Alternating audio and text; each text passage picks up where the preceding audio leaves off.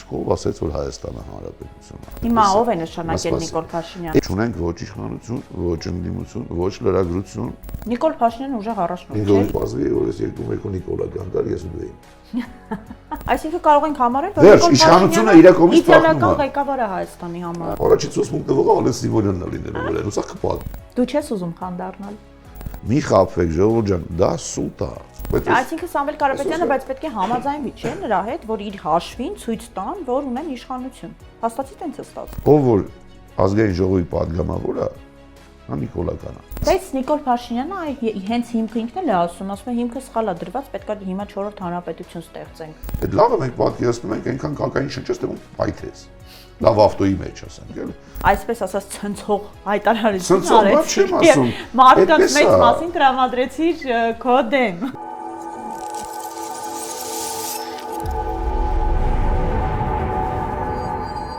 2018 թվականից Հայաստանը համարվում է ժողովրդավարության բաստիոն։ Ամեն դեպքում այդպես է կարծում իշխող քաղաքացիական պայմանագիր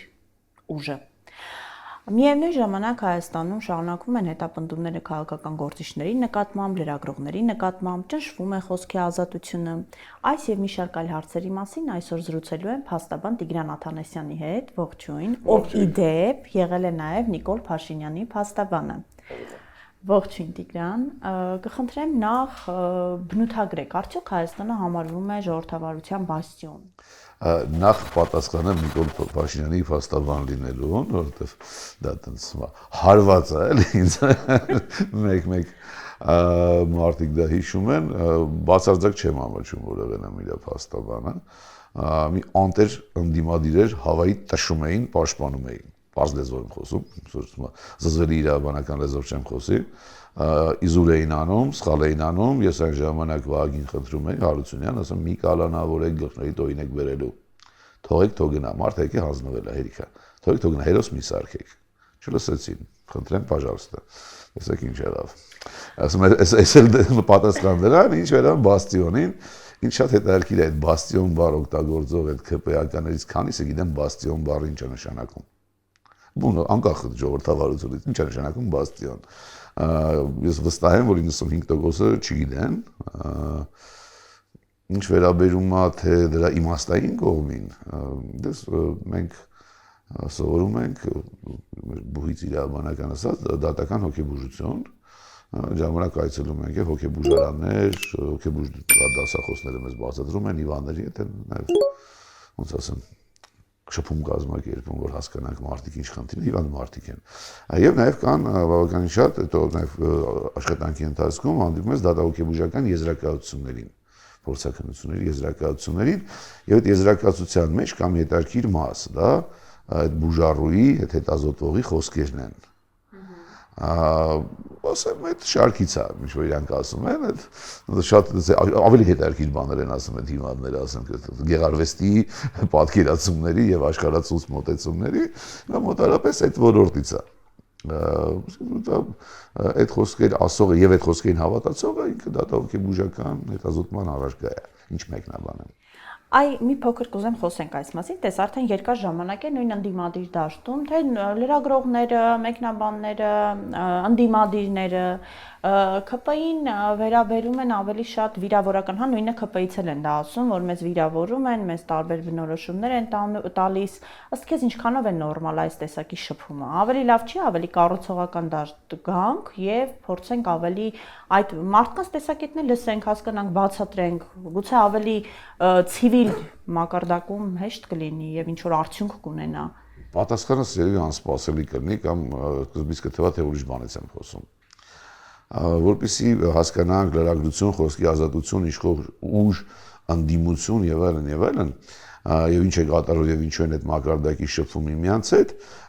նախ պետք է հասկանանք ամենակարևոր հարցը, որի պատասխանը ինձ երբեք ոչ ոք Հայաստանում չի կարողացել տալ,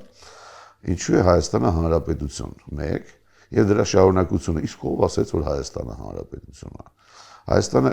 հանրապետություն չի եղել, չի լինելու, չի կարող լինել, ինչ էլ անի։ Հայաստանը դա խանական կառավարման համակարգի մի հանրություն է։ Միապետական չէ, շատ կարևոր է, միապետությունը դա աստուծ է։ Խանականը դա նշանակվածն է։ Ոնց որ պարսից շահերն էին նշանակում ստեղ խան, բոլշևիկների առաջին քարտուղար, ում նշանակ են նրա ոտերը համբուրում են 99%-ը։ Վատ խոսք եմ ասում այդպես։ Հիմա ով է նշանակել Նիկոլ Փաշինյանը։ Էական չի։ Ես դրա մասին չեմ խոսում ով նշանակել, ընտրել են, նշանակել են թե ինչ։ Հարությունը այդ հոգեբանությամբ, այդ կենցաղի է, ով խան եղավ, բոլորը ենթարկվում են։ Քեզ չի զարմացնում, որ օրինակ դրա թիկնապաները, նայում ես բոյով, բուսաթով, ուժեղ, թիկներ, սպաներ Հայաստանին երթում տված, ում են պաշտպանում ազգի դավաճանի։ Նույն ազգի դավաճան բնորոշում ախրով է տվել, որ ազգի դավաճան է։ Ես եմ տալի։ Ասենք ես էլ ձև եմ գտնում։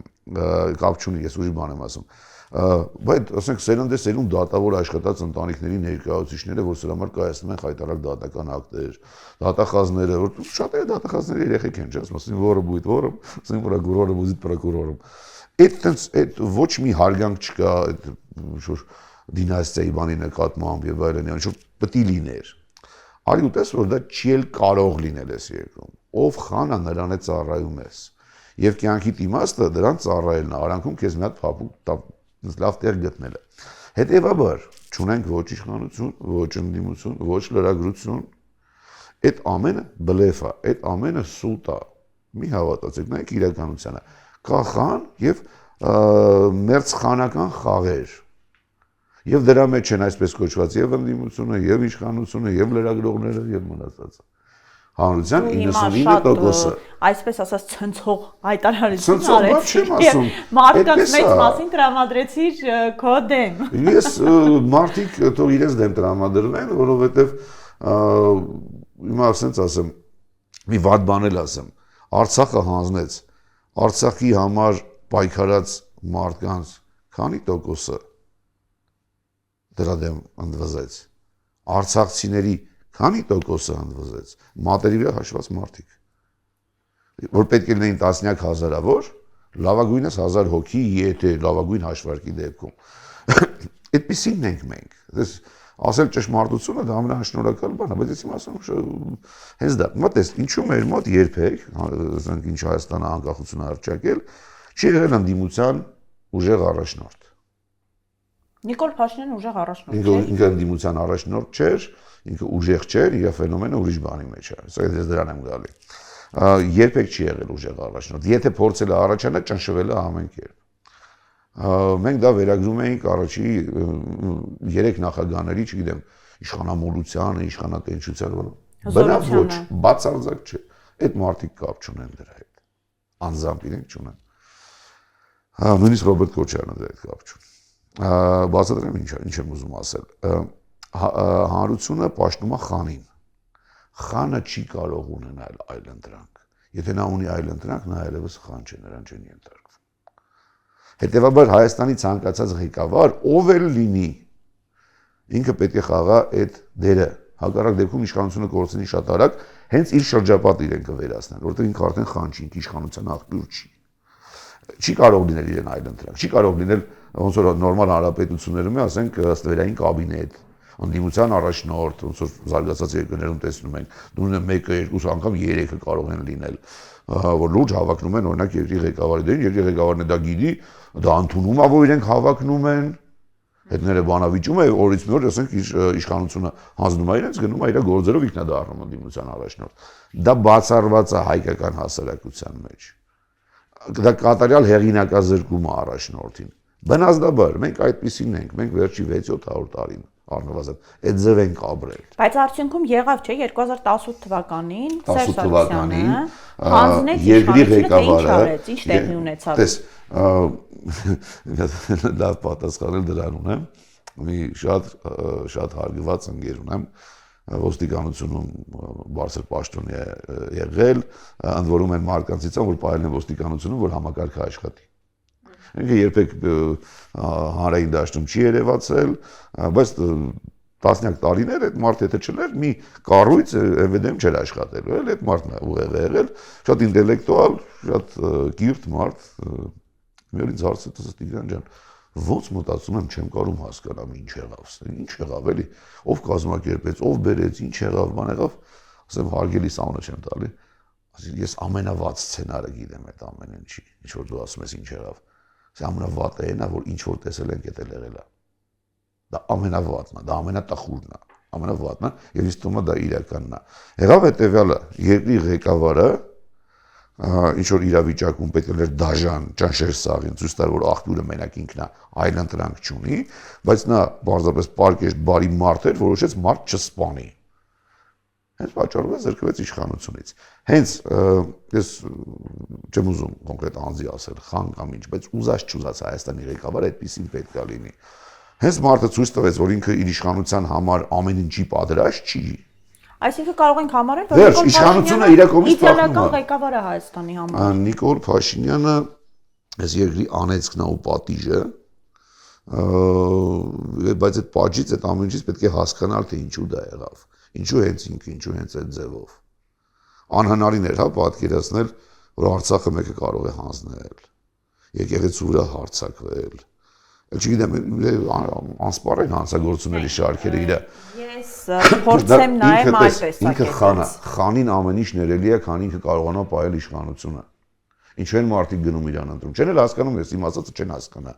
բայց հենց այդ բնազդով հենց այդ գենով հենց այդ ենթագիտակցությամբ գնալու են ունտեր ինքը խանա ինքը պահում է իշխանությունը ինքը իշխանությանը ինքը սրբոցն է ու կապ չունի հայա թուրքա պարսիկա ամեն ինչ կլինի այդ պաշտոնը ինչա ոնց է իրեն իշխողը քանի պահում է այդ իշխանությունը իր համար ամեն ինչ է Սա սարսափելի մտածելակերպ է, որը իրականում, ինչ ասեմ, վեր է այս երկրում ամեն ինչից։ Եվ հավատքից, եւ սահմանադրությունից, եւ հայրենասիրությունից, եւ մանկասիրությունից, այսպես ասեմ, էլի։ Շատ վատ բան եմ ասում, գիտեմ, եթե մեզ նայում են, հիմա ասում եմ շատ խեյտերներ կմիանան, բայց դա է։ Մենք պետքա դա հասկանանք։ Եվ այդ վերջինը, որ ասացի, եթե մեկը փորձի իմ հետ վիճել, թող հիշի այն նրանց երաբլում թաղված տղեկի ծնողներին, որոնք որ հիմա Նիկոլ են ընտրում եւ Նիկոլ են սիրում։ Քան չէ այդպեսի ու շատ են։ Թող այդ եթե մեկը վիճի իմ հետ, թող պարզապես դա հիշի։ Դե տես, գուցե շատ ծայրահեղական են քո մոտեցումները, գուցե կա այլ ընտրանքային, այսպես ասած, տեսակետ, նույն օրինակ Նիկոլ Փաշինյանը Արցախի հանձնումը ասում է, որ դա անխուսափելի էր եւ նախկին իշխանությունների օրոք եկած տարբեր գործողությունների արդյունք էր դա։ Հիմա ես ու դու էլ ես դոս հարցից տալիս ես, մենք էլ ենք այդ խանական համակարգի զո, որովհետեւ մենք մեր աչքի առաջ ունենք բացահայտ սրիկա ու ազգի դավաճան, բայց մենք իր խոսքերը քննարկում ենք։ Նորմալ հասարակությունը նման մարդու խոսքը երբեք չի քննարկում։ Քննարկում են հոգեբուժները, դատավորները, իրավաբանները վերջ։ Նորմալ քաղաքացին չի կարող քննարկել։ Նա չի կարող այդ միտքը, որ նա վարչապետ է, չի կարող թույլ տալ, որ դու քնես։ Իսկ մենք քննարկում ենք, մենք ինչ-որ բաներ ենք ասում, մամուլի ասուլիսների են գնում, հետո վիճում ենք։ Դե Նիկոլ Փաշինյանը փաստացի օրակարգ է թելադրում, թե ընդդիմության մոտ, այսինքն նույն ընդդիմության մոտ է որ հենց այդ պատճառով է թելադրումը եւ թելադրելու է այնքան ժամանակ, մինչեւ որ Միևնույն ժամանակ տես մենք կարող ենք նույն դու կարող ես ունենալ կարծիք, որ Նիկոլ Փաշինյանը խելագար է, դավաճան է եւ այլն, բայց միևնույն ժամանակ դա պետք է ունենա հիմնավորում, հա, այսինքն պետք է գոնե թե լինեն մարդիկ, ովքեր շատ կլինեն եւ համակարծիք կլինեն դրան։ Բայց մենք տեսնում ենք, որ ազգային ժողովում կներես, նույն ազգային ժողովում ինչ ասես ասում են Նիկոլ Փաշինյանին ընդդիմադիր падգամավորները, բայց միևնույն ժամանակ շարունակում են, չէ՞ մնալ ազգային ժողովում։ Այսինքն աշխատում է Նիկոլ Փաշինյանի կառավարության հետ։ Իհարկե։ Դու խոսքից սկզբից մի բան ասացի։ Այս ամենը ինչ որ մենք տեսնում ենք, դա սուտ է, մատրիցա, բլեֆ է։ Չկա ոչ իշխանություն, ոչ ընդդիմություն։ Մենք չունենք հանրապետական այդ ատրիբուտները։ Մի խաբվեք, ժողովուրդ ջան, դա սուտ է։ Ոչ մեկին չեմ ուզում վիրավորեմ, բայց դա սուտ է։ Դա ամենը խանական համակարգի մասնիկներ են, ինտրիգներ են։ Ես կողմ ենք կողմ։ Ամեն դեպքում կա իշխանության էության մի կարևորագույն մաս, դա կառավարվողների համաձայնությունն, այն պետք է լինի։ Ոնց է ստանում հազար ճանապարհ կա։ Հիմա այս սա խաղերը այդ կառավարվողների համաձայնության շուրջ են։ Դա, ասենց ասեմ, ժողովրդի զայրույթը անդադ աճող, բաց թողելու մի տարբերակ է։ Ես ասենց ասեմ, ընկերներ ունեմ այդ падգամավորների մեջ, թող ինձ ներեն, բայց ով որ ազգային ժողովի падգամավոր է, Հա Նիկոլականը։ Ված բան ասեցի, չէ՞։ Դոչը նեղանան։ Նա Նիկոլականը ուզած չուզած, չէ, ինքը լավ մարդ է։ Մի քանիսին ճանաչում ասեմ ընկերներս ենք հաստատ չեն հաշ չեն այս ամեն ինչ։ Դե լավ մարդ լինելը եւ լավ Բայց պետք չի լինել այդտեղ։ Դու այդ քո հարցերը որ սուր տալիս ես։ Մի քանի հոգի որ պատրաստ է փողոց դուրս գալու դուրս չի գալու թե Հանգստանում ասում լավ ասեց սրանց։ Սա հաշվարկ է։ Բա այդ դեպքում նույն քաղ բանտարկյալների հարցը ոնց կմե, այսինքն ինչի համար են պետք այդ քաղ բանտարկյալները։ Ոնց ցույց տա որ իշխանությունը Իրանն է։ Դու գիտես որ օրինակ Սամվել Կարապետյանին, հա մեծագույն բարերար մարդ, ինչի մասին է խոսքը, ամենահարուստ հայ աշխարհի։ Պետք է փայփայես դες մարդկանց։ Եթե չես հարգում, բայց ունի պետք է փայփայես հասկանալու թե ինչ օգուտ կարա բերի քո երկրին։ Ինչու է գա ձերբակալը, ցույց տա իրանից ուժեղ է։ Որովհետև շատ երկար տարիներ Սամվել Կարապետյանի մասին խոսում էին, որպես այս երկրում ամենահազդեցիկ մարդու, որ կարա նախարարներ փոխի, ազգի կառավարության որոշումների վրա եւ մնացած եւ Մոսկվայում էլ նույնպես որ հենց առաջի դեմքի հետ էլ կարող է շատ կարճ արագ հարցեր լուծել, հա։ Այս ասում միֆ է, չգիտեմ, կարող միֆ չի, բայց այսինքն Սամվել Կարապետյանը բայց պետք է համաձայնվի, չէ՞, նրա հետ, որ իր հաշվին ցույց տան, որ ունեն իշխանություն։ Փաստացի տենց է ստացվում։ Չէ, եթե այդ անհատները կարող են այդ խաղի մեջ չմտնել զուտ իրենց սոցիալական արժեքից ելնելով սրա այդ խաղի մեջ չմտնել, դա իրենց հետաքրքիր չի։ Եվ իր երկխնդիրն է ցույց տալ, որ ինքը խանն է, ինքը իշխանություն ունի։ Սամվել Կարապետյանը ես ներողություն եմ նորից խնդրում նորմալ Սամվել Կարապետյանի կողմնակիցներից եւ հարազատներից, բայց կալանավորելը Նիկոլից ձայն չի տարել, ձայնն է ավելացրել։ Ուժեղ տղա է արա Սամվելին բռնեց։ Այս պրիմիտիվ ստոր մտածելակերպը գերիշխում է սովորական մարդկանց, որ մենք սովորել ենք ասել ժեխ, ու լավ ենք անում, որ այդպես ենք ասում, դրանց որ գերիշխում է։ Եպիսկոպոսներին է նստացնում, Աստված չի պատժում։ Ուրեմն ինքը ճիշտ է։ Պրիմիտիվ բան էլ կա։ Ոչ մի քիչ ժեղ ձևակերպման հետ համաձայն չեմ իհարկե։ Չէ, ես համաձայն եմ ցանկացած վատ ձևակերպման հետ, այն մարդկանց հանդեպ, որոնք որ չեն սիրում իրենց հայրենիքը, չեն հարգում իրենց նախնիների գերեզմանները, չեն սիրում իրենց երեխաներին։ Ես դրանց եմ անվանում ժեղ։ Եվ ես կարող եմ ասել, եթե դու ընտրում ես Նիկոլին, դու չես սիրում քո հայրենիքը, չես հարգում քո ծնողներին, չես սիրում քո երեխաներին։ Դե հիմա նույն այդ մարդիկ ունեն իրենց հիմնավորումները եւ կարող են հիմնավորել, որ իրենք ավելի ճիշտ են, ավելի հայրենասեր են։ Եվ իրենք գուցե մտածում են, որ Նիկոլ Փաշինյանը այս ամեն ինչը անում է, որովհետև ցանկանում է, որ Հայաստանը ունենա իր իշխանություն։ Ինձ հետաքրքիր են շատ վաղուց ես կյանքից փորձը բերեց նրան, որ ինձ հետաքրքիր են միայն այն մարդկանց կարծիքները,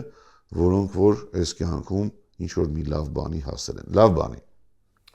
Բաների ասած։ Իրենց ասենք լավ բժշկի կարծիքը կարող եմ լսել, որ կյանքեր է փրկում, ինժեների որ բաներ է կառուցում, իրավաբանի որ արդարության համար է կռիվ տալի, չգիտեմ, լրագրողի որ ճշմարտության բացահայտման համար իր կյանքն է վտանգում, ու դա արված է, դա ապացուցված է, այդ մարդկանց կարծիքը ինձ հետաքրքիր է։ Պլեպսի կարծիքը ոչ թե պետք է հետաքրքիր, այլ պետք է իմանաս, որ կառավարես։ Մենք այս պրոտոպետության, նախապետության մակարդակից չենք աճել։ Մեր հասարակությունը չի աճել։ Այն ինչ որ մենք ունենք, մեզ տվել է սովետական միությունը։ Մենք չենք ստեղծել այս քաղաքը։ Դա մենք այդ մակարդակի վրա ենք ժեխի կարծիքը պետք է իմանալ, որ ճիշտ կառավարես։ Ընդհանրապես ճիշտ կառավարես, այլևս պայթյուններ չլինեն անիմաստ։ Սա է, ցանկացած երկրում իշխանությունը այդ սկզբունքը ворթեգրումը չի կարող չворթեգրել, բայց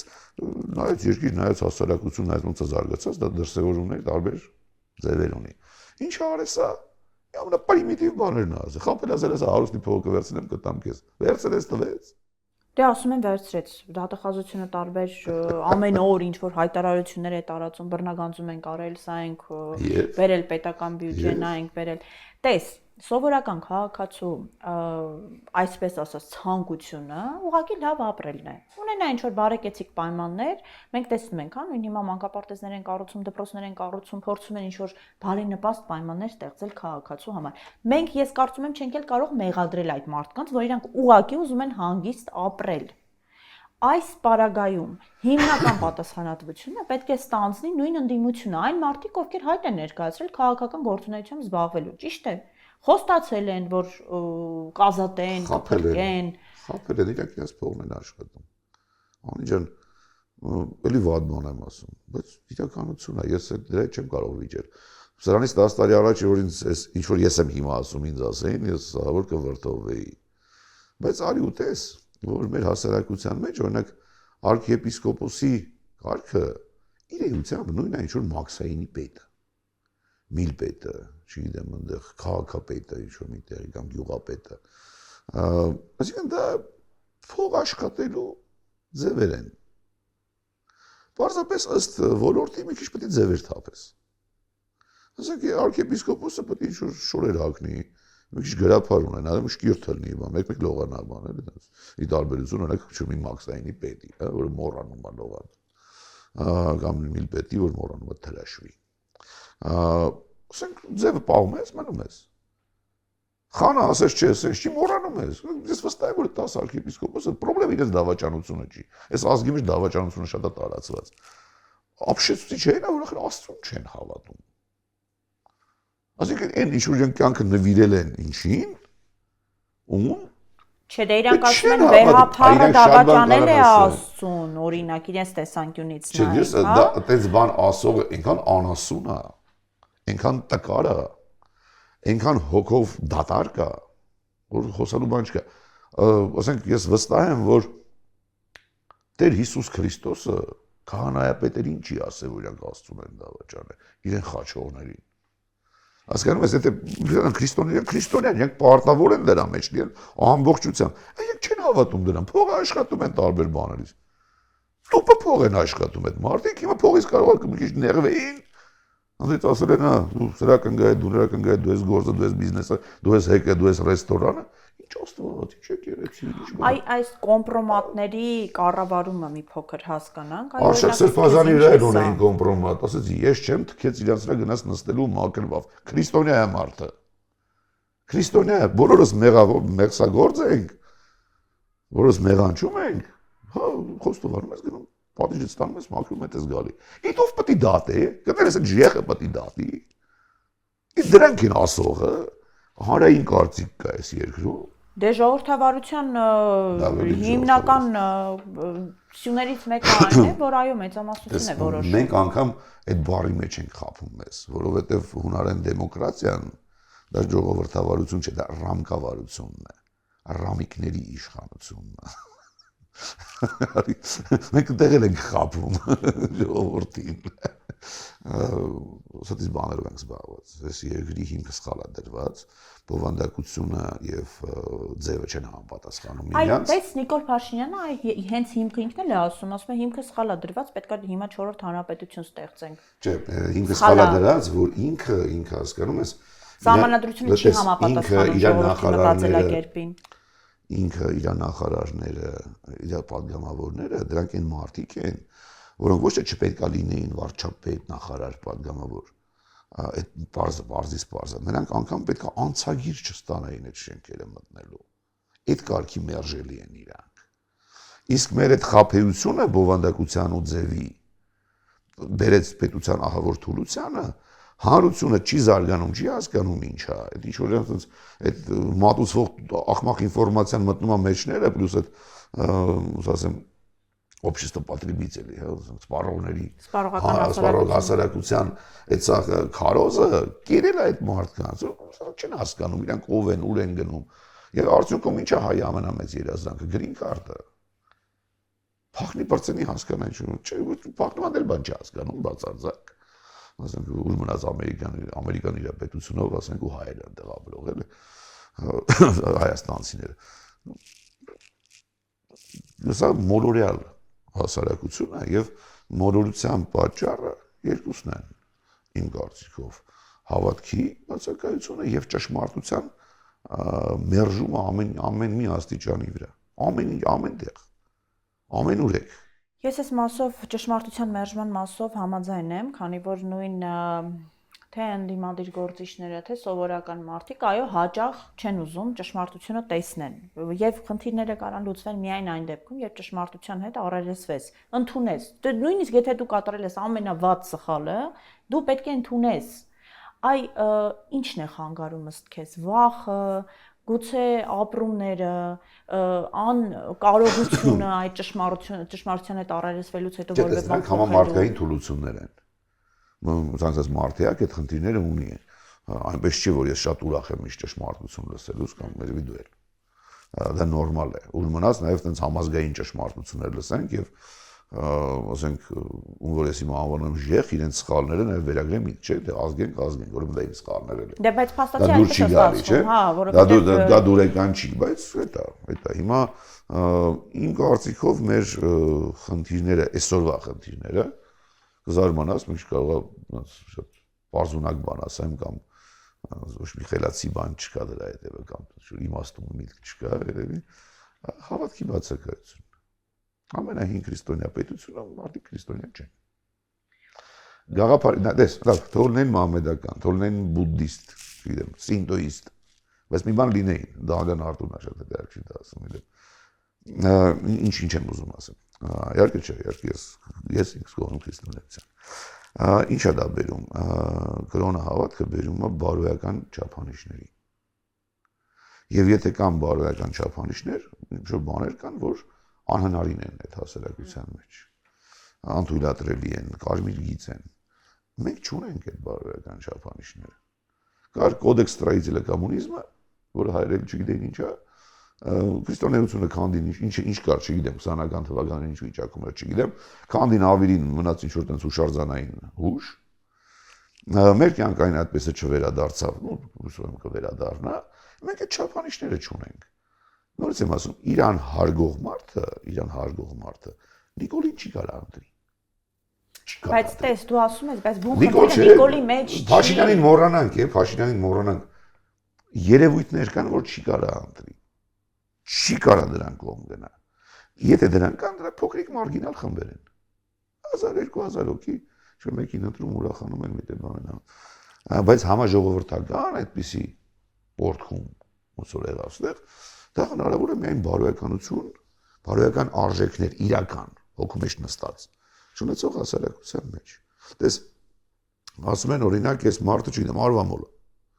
Այս մի կինը մանեկող է։ Ինչ են պատասխանում, անձնական կյանքն է։ Չէ։ Դա լիբերալ ֆաշիզմ է, որը բերում է հասարակության ժողովուրդների քայքայման պետության ոչնչացման։ Ես ոչ թե կոնկրետ մեկից եմ, բնականաբար չէ, բայց եթե դու հանրային կերպար ես, դու պարտավոր ես ցույց տալ դու ես, որովհետև չէ՞ որ շուկան մարդիկ որ քեզ հավատում են։ Դե նույն դեմոկրատական, այսպես շատ ազատ Ամերիկայի Միացյալ Նահանգներում քաղաքական գործչին կնոջը դավաճանելու համար կարան Ամերիկայի ես չի անվանի ազատ երկիր, այն ազատ տնտեսական երկիր է։ Ազատ գաղափարական երկիր չէ։ Հələ փորձի այդ Ամերիկայում ասա օրինակ հոլոկոստը ինչ ձևով է եղել կամ այդ չափով է եղել կամ այդ չափով չի եղել։ Ինչ կանենք էս ցմակ վերացնեն կոչնչացնեն։ Դա կառավարում են նաև կապիտալիստ հրեաներ։ Այսինքն սահմանափակումներ կան։ Մանավանդ խոսքի ազատության մեջ ես վստահ եմ որ Ամերիկան բացարձակ առաջատար չի։ Հաստատ։ Եվ պետք է չի կայսրությունը։ Ինքը տնտեսապես ազատ երկիր է։ Այդ քո ասածն է։ Աշխատիկ էր, ուրախացի, մանարի, ինչքան կարաս, կամ ոչ մենք հիմա դեպի ուր ենք գնում ի վերջո, այս նեմբերով։ Կործանում։ Ինչի նկատի ունես կործանում։ Այս պետությունը։ Որտե մի բան կարող է համար կործանում լինել, ինչ որ մեկի համար հա, այդ ուժ բան, իմ համար կործանում պետականության կորուստն է։ Մենք ամեն ինչ անում ենք, որպեսզի կորցնենք մեր պետականությունը, որովհետև իսկ իրականում մենք նաև այդ ենթագիտակցական մակարդակները չենք սիրում այս պետությունը։ Որտեվ մեզ ինչ էին ասում, անկախ Հայաստանը թվում էր բանա, երկիր ուխտավոր։ Չէ, անկախ Հայաստանը դա պատասխանատվություն է եւ տանջանք։ Երբեք Հայաստանում մենք չենք ապրելու այնքան լավ, ինչքան լավ կարելի ապրել Մոսկվայում, Լոս Անջելեսում կամ չգիտեմ, այլ լավ երկրներում հարուստ։ Ոչ մենք այդպես չենք ապրելու։ Մենք այս երկրում կարանք ապրենք պատվով, պարտանանք որ հայ ենք, խոսենք մեր լեզվով, դավանենք մեր եկեղեցուն։ Եվ դրա դիմաց վճարենք նաև մի փոքր վատ ապրելով, այսպես ասած։ Վատը ո՞րն է։ Ֆինանսական առումով, գուցե այսպես ձևակերպենք։ Ախր ոնց ասեմ, դա էլի բլեֆ։ Ես երկար տարիներ տուն եմ ունեցել գյուղում։ Երևանից մի 30 կիլոմետր։ Գյուղի անունը չասեմ, մարզը չասեմ։ Եվ ես այդ շատ հետևում եմ հարևանների սովորական յուղացիների կյանքին։ Հարևան, որը սիրում էր խմել, սա որ ծեծում էր կնգան, կնիկը ինչ աճացնում էր, վաճառում էր, բերում էր, դրանով ապրում էին, շատ վատ էր, շատ վատ պայմաններում, ահա որ։ Սովետական միությունը նա տուն էր սարքել տվել, լավ է, այդ միությունն եկար այդ տուն տվել էին, դրա չփողոցում էր ապրելու։ Եվ նա մյուս հարևանը, որը առավոտ 5-ին 6-ին էր զարթնում, մինչև երեկոյան 12-ը աշխատում։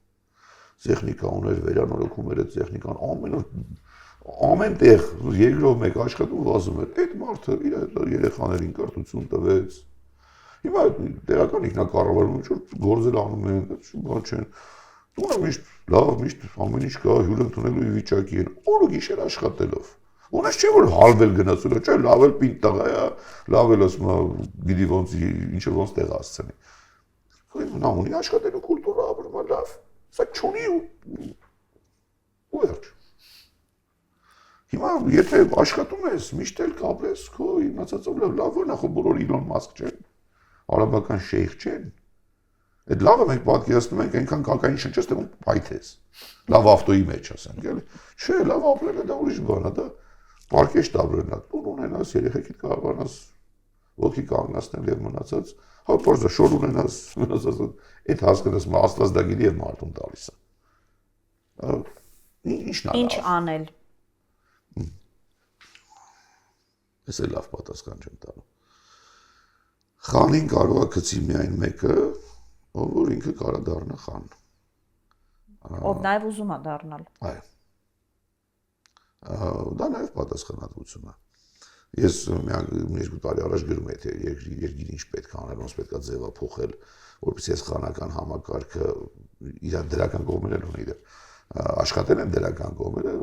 ձայն բարբարով անապատի մնաց իհարկե։ Երբ որ կհայտնվի մեկը, որ կասի ես եմ ուզում լինել խան, դու փախար ստեղից ու ցույց տա որ դա կարա անի, այս իշխանությունը ունի 5 րոպե ապրել։ Սա ամենաթույլ իշխանությունն է Հայաստանի։ Ամենաթույլ, այսպես կարա իշխանությունը վերցնել։ Պետք է անհատ, որը կասի ես եմ։ Որին կհավատան։ Մի վարքյան սա չի մնա։ Այսինքն ուրիշ բան ասեմ, կպարզվի որ այս երկու Նիկոլա կանգար, ես ու դու ենք։ Առաջի 4 մունքը վղա Ալեն Սիմոնյանն է լինելու վրան, ու սա կպատմի, իր վրա էլ կպատմի։ Սա կստում է մեջները մարդ կա, որ կարող է Նիկոլի համար իրան պինդ պահի։ Դե, բոլոր իշխանությունների մեջ է նույնն է եղել, հենց իշխանությունը։ Միաս հանրապետականների մեջ եղան մի քանի հոգի եղան։ Այդտեղ չի լինելու առհասարակ։ Ասենք, էսա, դա կարող լինի այսօր։ Դա կարելի այսօր։ Դա կարելի 10 տարի հետ։ Դու չես ուզում խան դառնալ։ Ես չեմ կարա դառնալ։ Դա բնավորության խնդիրներ կան։ Պետք է խարիզմա, պետք է մարդկային ռեսուրս, պետք է ֆինանսական ռեսուրս, պետք են կապեր, պետք է համապատասխան առողջություն։ Սամվել Կարապետյանը, Ռոբերտ Քոչարյանը, Սերժ Սարգսյանը։ Չեն կարա։ Չեն կարա։ Խաների ռեստավրացիա չի լինում, դա ստյուարտները չեն։ Չի լինում։ Դա աստվածային իշխանություն չի, դա օցիալ իշխանություն չի, որ վերադառնա մի օր քեզ կամ քո երեխեքին։ Դա մի տեղից ստացած իշխանություն, ապա տարբեր աղբյուրներից։ Դրանով ինքը վատ է, դա ես չեմ ասում միապետական, շատ ավելի վատ համակարգը։ Ում նշանակեցին նախան։ Վերջ։ Շնորհակալ եմ։ Չես տեսա որ ասում են սրան տվեցին էս ինչ պաշտոնը։ Ես բեք չի արծել։ Տվեցին այդ ով է, այդ ովքեր են էլի։ Այսպես որ 10-ին նստած ինչ բան են տալի։ Ընկալում է իշխանության, այդ ենթագիտակցական սրան տվեցին սա։ Դե ժողովուրդն է տալիս փաստացի, հիմա ժողովուրդը քաղաքական կատեգորիա չի, ժողովուրդը էթնոգրաֆիա է։ Քաղաքական կատեգորիաները ուրիշ են։ Դա էլ է սխալ։ Ես ընդհանուր չեմ իմ շատ հայրենակիցների հետ շատ հարցերում։ Ժողովուրդը ինչ-որ մեկ միասնական երևույթ է, չի ասում չկա այդ միասնական, էլի, որպես քաղաքական չկա։ Ну, քաղաքական process-ների, ասենց ասեմ, դա մի քիչ պետության տեսություն կամ ինչ-որ ձևանայում,